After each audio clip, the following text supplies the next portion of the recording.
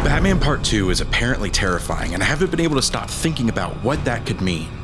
What if the movie begins as a conspiracy thriller and slowly descends into a full-blown psychological horror movie?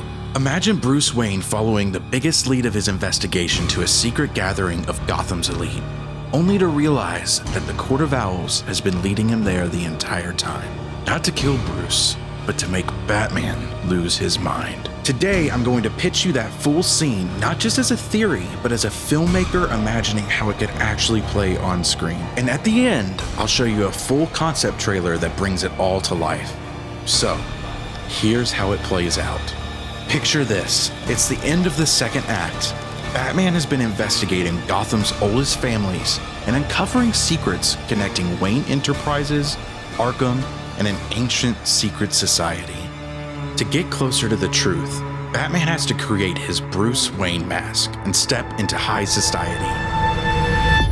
Buried within old financial records, Arkham's original blueprints, and whispered stories from Gotham's oldest families, Bruce discovers a set of coordinates, a date, and a faded photo of a massive owl statue. The coordinates lead to a secluded estate outside of Gotham, where the city's most powerful families are gathering for a secret ritual. Bruce follows the trail, disguises himself beneath a hooded cloak and an owl mask, and slips inside.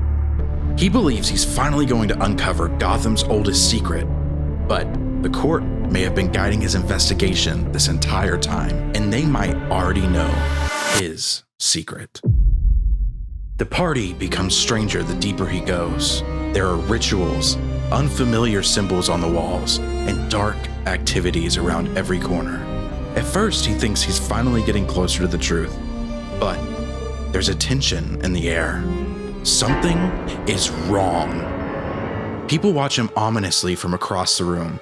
Conversations stop when he approaches. The score slowly builds as Bruce realizes he isn't moving through this party unnoticed. The Court of Owls watches all the time. Eventually, the crowd begins closing in around him, and the Grand Master steps forward. "Bruce Wayne, we have a gift for you."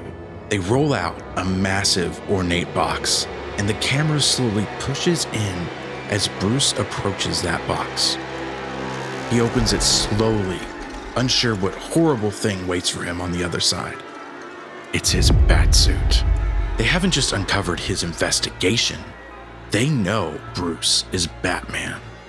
Before he can pull a batarang, the lights cut, he's knocked down, and everything goes black. Then, the court drags him into a cold, dark labyrinth beneath Arkham Asylum.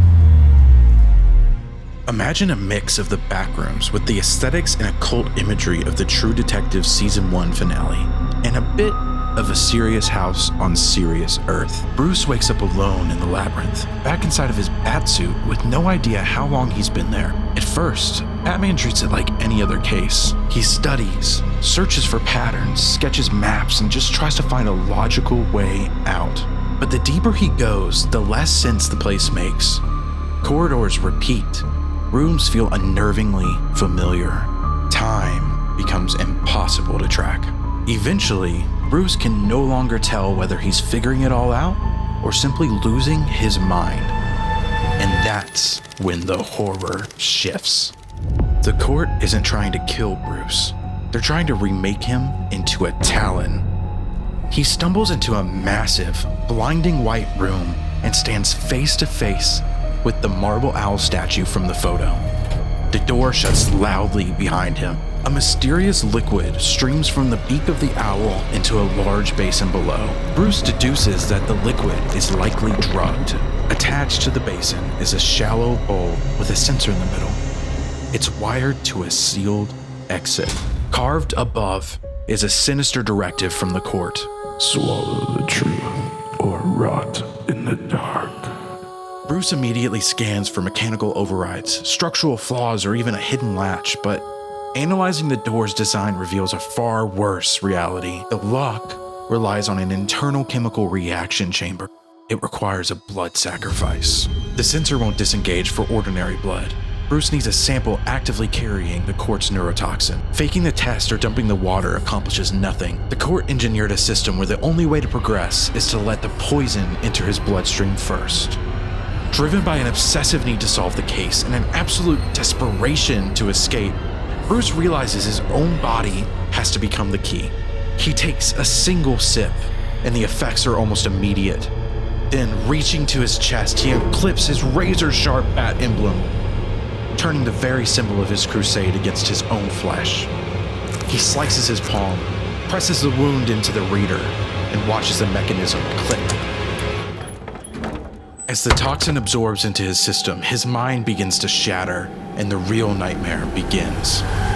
Taking inspiration from the parallax view, the labyrinth is the final stage of an indoctrination ritual, and Batman is their latest subject. The labyrinth becomes a descent into Bruce's fractured mind.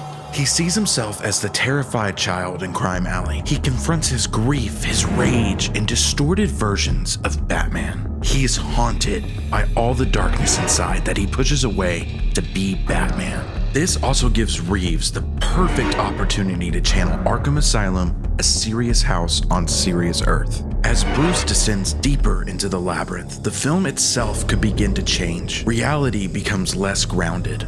The cinematography grows increasingly surreal and dreamlike, echoing the distorted and nightmarish aesthetic of the graphic novel. He could encounter Joker, Zsasz, Harvey Dent, a Talon, or even Scarlett Johansson's rumored character. If she really is playing some version of Andrea Beaumont's Phantasm, there's an enormous potential to use her against Bruce psychologically. She could force him to confront the life he sacrificed to become Batman, the regret he still carries, and the devastation of realizing that someone he once loved may have betrayed him. The deeper he moves through the maze, the less he understands whether these people are physically there or hallucinations of everything he is most afraid to face. Every encounter would make him question not just his sanity, but whether or not he should still be Batman, or if he's simply surviving someone else's twisted game. This setup also reminds me of Piranesi, a novel about a man living inside of an endless, surreal structure. He carefully documents everything because he believes understanding the labyrinth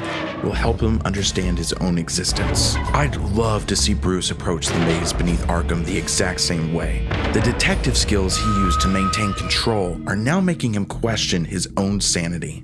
Batman's greatest weapon has always been his mind, but what happens when he can no longer trust it? If Matt Reeves leaned this hard into psychological horror, I honestly think it could become one of the greatest Batman movies ever made. I'm working on a series of videos where I pitch the rest of the story, so if you want to see where this goes next, make sure to subscribe. Thanks for following me down today's hyperfixation rabbit hole, and now, here's the concept trailer you've all been waiting for. Beware the Court of Owls.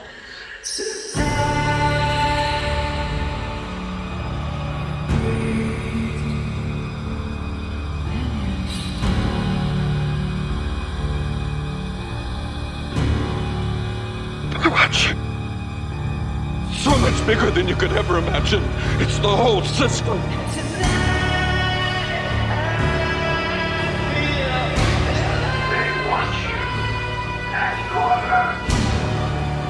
They watch you in your bed. Speak not or whisper the word of them, or they'll send the talent for your head.